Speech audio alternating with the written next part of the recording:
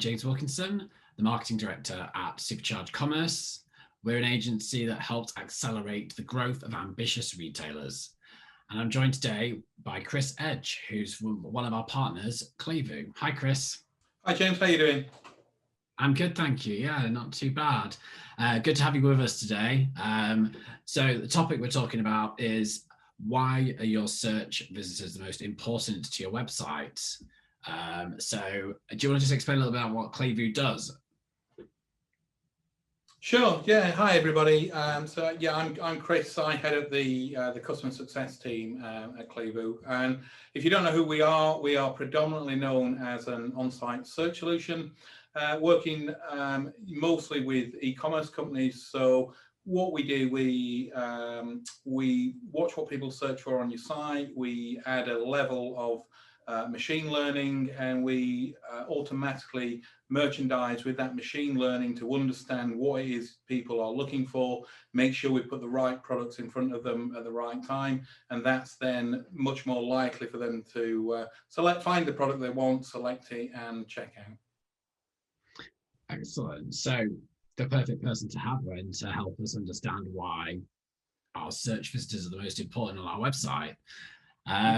It's a bold statement. It's and I can kind of understand why people would be a little bit skeptical when somebody that works for a company that sells on-site search solution does this, and kind of maybe fairly loaded. But luckily, you don't have to take my word for it. You can look in your analytics tool. So in Google Analytics, for example, where we have this here. Lots of people may not know where this is, but Google actually has an entire section dedicated to on-site search. So it's down the menu on the left-hand side. It's under Behavior, Site Search, and there are 4 options there. So it gives you an overview of what your searches are doing, what the top searches are, for example. The usage is really interesting. It will show you and segment all the data from people who search that don't search. So as you can see, when we look into the site search usage, this is where we separate out people that do searches that don't. An interesting fact that you can pick up here is that although about 8% of people are actually using the search, they actually contribute about 30% of the revenue. Their average order value is higher. The e-commerce conversion rate is higher. And one of the key metrics that we look at is the per session value. So what actual pounds and pence do people that search generate for your site? So you can see here, they are kind of factors more than people who don't search. Yeah, definitely. And what we found from looking across our kind of group of clients, we can see that on average 17% of the time the site search is used on the website. So it's still quite a small proportion really in terms of the overall traffic. But when you look at the conversion rate, you see on average we see around 7% conversion rate for users that use site search versus the standard 2% of people that don't. So it's obviously, like we're kind of saying, those visitors coming from search are much more engaged, much more likely to buy. But it's not always a good experience, is it? No, it's not. And I think it's because, site search it's inherently hard. People, let's say, have a fashion site, they do a search on the site, they search for dress, you see dresses being returned. And you don't think there's a problem with the site search. But if you look at the slide here, this is all the different ways that people could particularly search for a dress. So if I'm looking, what does the search return if I'm looking for a vintage sundress, for example, or a silk party dress, a crossover jersey dress? There's lots of different ways that people actually search on the site. And I think that the real crux, and we can see on this slide here, is the majority of your searches will be kind of one-word phrases. So they'll be looking for shoes. We can kind of then see this falling away to 2 to 3 word phrases. But what we see in, not just site search, but SEO in particular, is the more descriptive the phrase is, so red Nike men's running shoes, the more likely they are to convert. And if you take that example into, you know, a real world store, if I went to Halfords and I was looking for, let's say, a Shimano gear set for my bike, and I walked in and told the cashier that that was what I was looking for, and they just sent me off to the Shimano section of their site, which lots of people do when people type brands and that type of thing in. I'm more likely to just walk out and kind of go off to a competitor, somebody that understands the term that I've looked for, has the product that I've got. So it's a similar thing with your on-site search. When you tail off from those kind of headline searches, this is where the most valuable customers are. So you need to be putting the most relevant products to them at that time, and you're much more likely to convert. Yeah, for sure, because I know from our side, when we're looking at advertising and PPC, you know, you really want to be visible for those long tail keywords because there's an intent to buy. So to then not have that visibility on the website search seems like a missed opportunity, really. Exactly, it is, yeah. So how can people use this data that they're going to get then from Google Analytics to improve site search? So lots of different things here. So on the slide that you can see now, we've got, you know, trends and top searches. So hopefully, you know, when you're looking at this, these shouldn't be too much of a surprise to you. It should be justifying what it is that people are kind of coming along and searching for. They should be very familiar with you.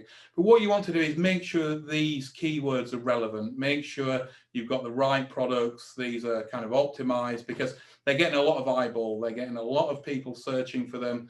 So kind of make sure that, that these are coming back. Often we can see things in here that may be a surprise to us. So we've got highlighted here sheds. So these guys, they sold one or two sheds, but when they saw that, you know, nearly 200 people a day were coming in and looking for sheds, they were able to use this to feed back to the business saying, hey, maybe we should be expanding out more into sheds and getting a greater range. And I think kind of one very interesting scenario I've come across, you know, at Klevu and other places, we work with a whole range, you know, just about every vertical out there in e-commerce has a site search. And I was working with one client who were in the adult toy industry, and you know, you can probably guess the kind of weird and wonderful keywords that people search for there. But when they were starting to look at this, they started to realize a few keyword terms that were becoming more popular, but they hadn't heard of this before. So they put this out to their merchandising team. One of their merchandisers had read the book 50 Shades of Grey. So just as that kind of worldwide phenomenon was taking off, they realized there was an opportunity here to kind of capitalize on that. They approached the publishers, and they became the worldwide global distributors for the 50 Shades of Grey products. So from just seeing, you know, kind of small things turning up here, investigating what they are, you may be seeing kind of seasonality coming early and that type of thing. It just kind of helps you get ahead and understand what people are looking for right at the very top level of the keyword searches. Yeah, for sure. And definitely is about, I suppose, looking at that data, trying to spot those big trends that are coming in or changes and trying to move on them quickly. So what else could people look at as well in the analytics data?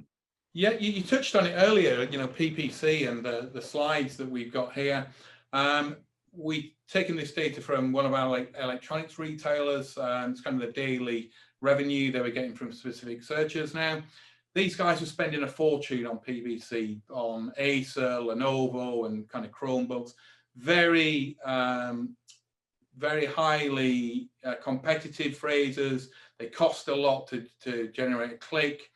And when they looked at this data, what people actually searched for and the amount of revenue that this brought back, they saw some interesting results. So they saw people were looking for silver laptops, pink netbooks, quad-core laptops, that type of thing. So they looked at this, and the interesting thing is that people who search on your site tend to use the same type of language that they do on Google.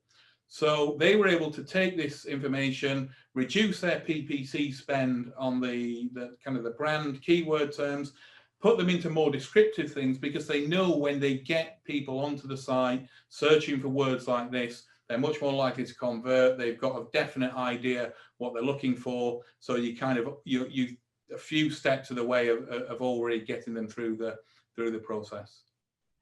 That's really interesting, especially because anything that's got a brand like that is going to be a higher cost per click. So it's good to know that the data you're finding from site search can feed into that PPC strategy and optimizing where you'd probably focus more for maybe organic versus paid. Absolutely. So it can feature into so many parts of the site. So certainly use this information for SEO optimization as well. Like I say, because it's relevant. Google, finds these longer term keywords. If you're optimized for that, you're going to do quite well within the index. Great. And so what else could e-commerce managers do to help improve the actual on-site journey with search itself?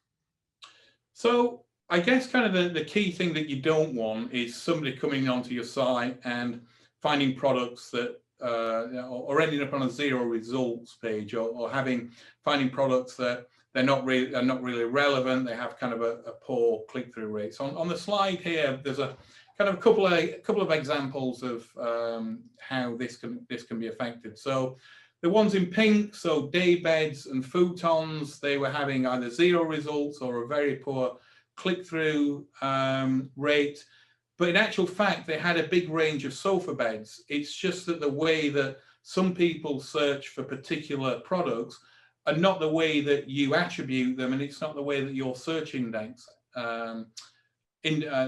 presents them on the screen. So you may not know what a day bed or a futon is. By using things like synonyms, you can kind of combine all of these three terms together. So once the search index knows that a day bed and a futon are also similar products to a sofa bed, we can make sure that we get products back to them. They avoid that zero results. They're then more likely to find something that they're interested in and go on and purchase it. And the ones in bold there, so you can see the Hypnos, the Simba, the Sleep Easy, these are just brands that they didn't sell. But again, if we're seeing lots and lots of people searching for the same things, searching for particular brands, you may want to put it out there to your buying team to go and look for those brands. Or you may want to try and retarget them. You may want to say, hey, we don't sell Hypnos or Sleep Easy. Here's our range of similar products to them. So again, rather than seeing zero results, they're back off to Google, they're looking at a competitor.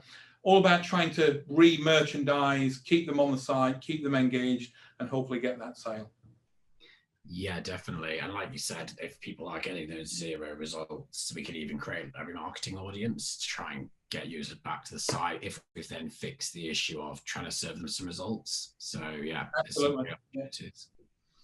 And I mean, with site search, a lot of the time on commerce, it's only products that show up, but there's obviously a lot more that we might want to show users or they're looking for.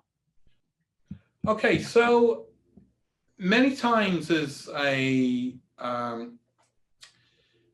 merchandiser, so web owners and that sort of thing, you're very aware of what your products are. You are the experts in your products, and you invest a lot of time in writing articles, in writing blog posts, in being the thought leaders in your space. So why not, if somebody is on your site, surface that information? So let's say, for example, I've come on to Sous Chef. I'm attempting to make a dish at the weekend that I'm not familiar with. It involves truffles.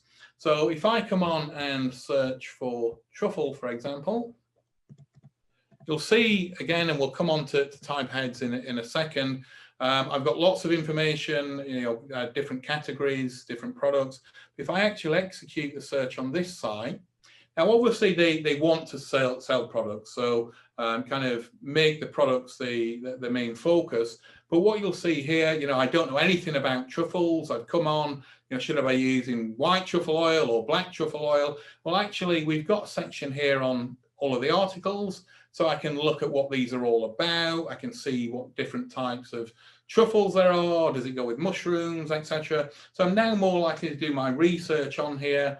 I'm more likely to understand what I need, and I'm then more likely to go ahead, go back to the products, and actually click the product that I want, go ahead and kind of check out and that type of thing. So if you have this data, it's always useful to bring it when a relevant keyword has been searched for, so that you're engaging your users and you're putting the right products at them at the right time. And that's really good, because I know that from some of our clients, it's difficult to sometimes surface some of that content that's really useful and late the purchase process, because it's 3 or 4 clicks away, or 4 or 5 levels deep in the navigation to get to it.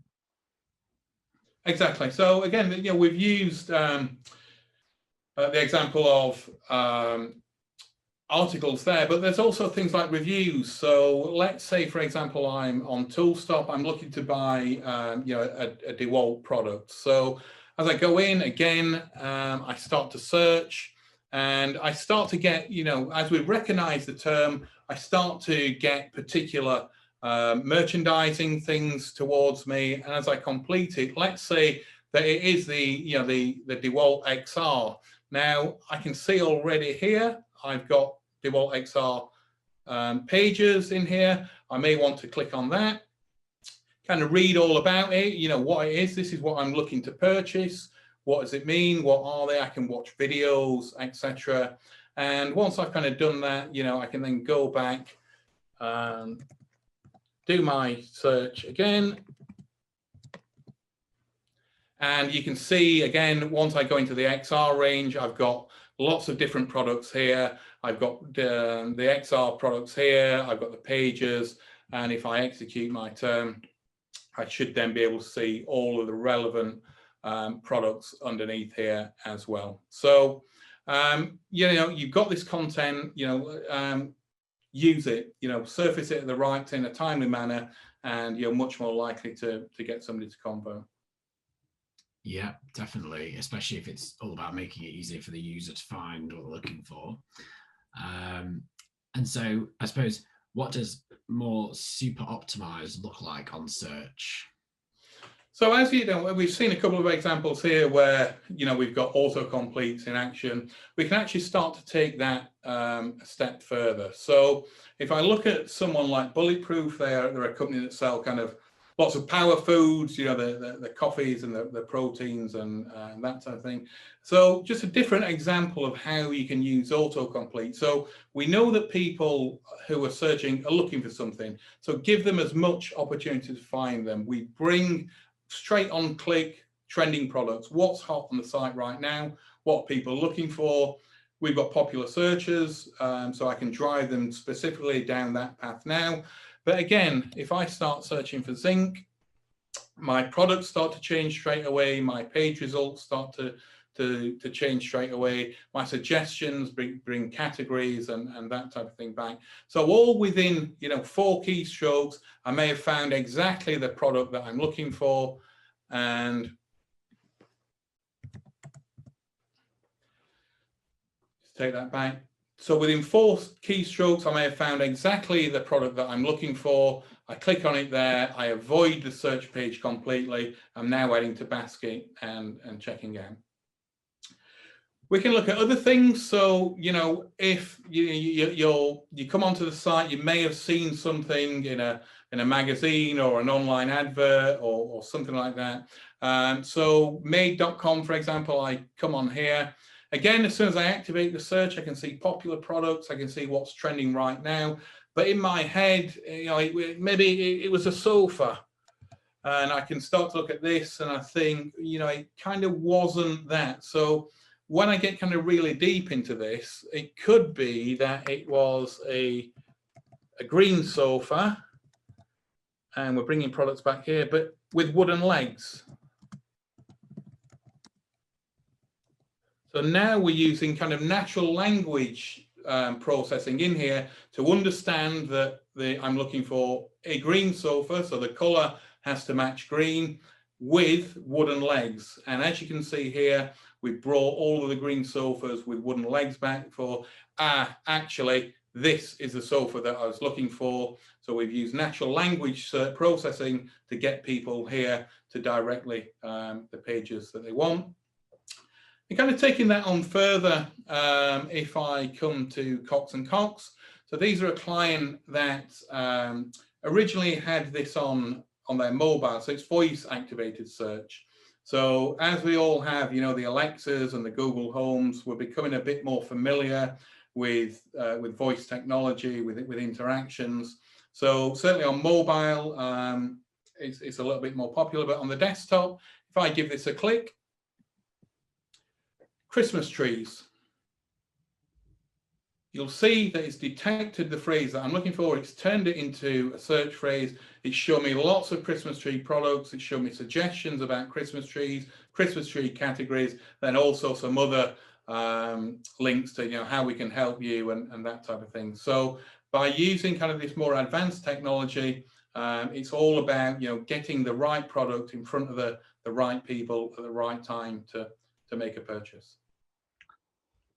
Definitely. And also it's the speed as well at how it's surfacing those results. I love how even when you were just typing about the sofa with green sofa with wooden legs, just how fast the results were showing underneath.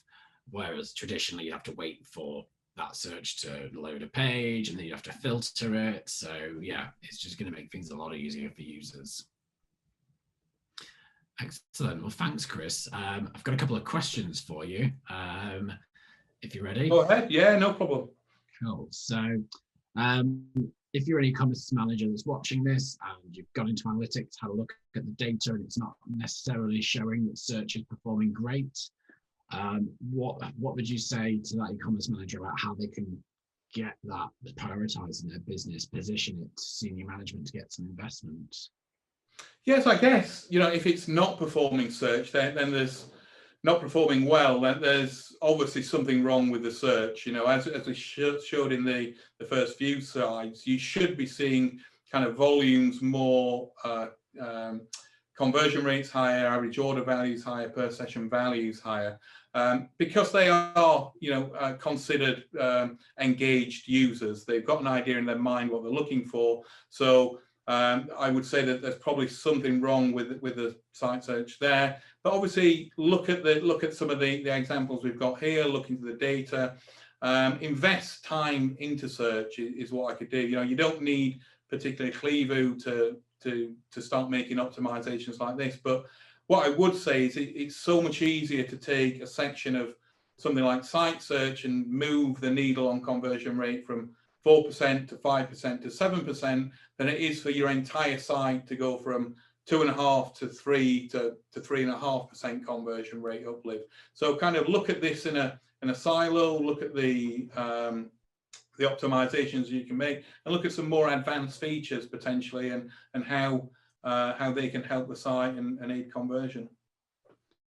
Great. And also, actually, I was going to mention that if when you go into analytics, your site search isn't tracking anything, then it just needs to be set up. But if you send us a message, we'll be able to help you with giving you where that information is. Absolutely. It's a really, you know, it may look daunting, you know, I set in my analytics up. It's really easy. You know, it's in the admin panel of Google Analytics. It's just that you just need to know the query parameter that your platform is using. It's usually a single word character, or it could be something like search term, but really easy. Input that in there, hit enter, and Google will start tracking it for you. Mm-hmm. Excellent. And so do you think we're ever going to see a day where the majority of users to the website are using site search? It'd be great for Klevu when that day comes. I think we are still, you know, about 20% is, you know, about the norm of, you know, people looking for search. But all of our clients now, mobile is the predominant device that people are looking on. It's much more intuitive to search. We've had a lot of our clients, you know, more or less their homepage of their mobile site is just a search bar. So yeah, again, with things like voice activators and things like that, we're getting much more in tune to that. So I can kind of see that carrying on further. But yeah, I think the trend is on an upward rise, and I think the more that people start to realize the value of people that search, I think we'll see a lot more traffic being targeted towards it. Yeah, definitely. Because if you're going to convert higher for people that use it, why wouldn't you prioritize it? Absolutely. Yeah. And then I suppose more of a future question for you here. What is next in site search, do you think? Yeah, great question. Let's say we have voice search now. We're seeing more growth in that. I'd like to see more. I think as people become more in tune to actually voice activated devices, this will become a more popular thing. As natural language processing becomes more sophisticated, you are more likely to search for green sofas with wooden dressers and that type of thing. So I think, what kind of the strides that we're making here in making sure we've got all this attributional data can make search, more richer. People find what they're looking for easier. Things like guided digital assistants, going way beyond, the old, what are my opening times, and kind of pumping that out. Very often it's difficult to tell now whether or not you're interacting with an AI bot or a real person. I think there's lots of things happening in AI that are really exciting and can really feed into lots of data and make sure that the products that you're looking for, or the answers that you're looking for, if it's order tracking and things like that, you can get quickly and easily on your website.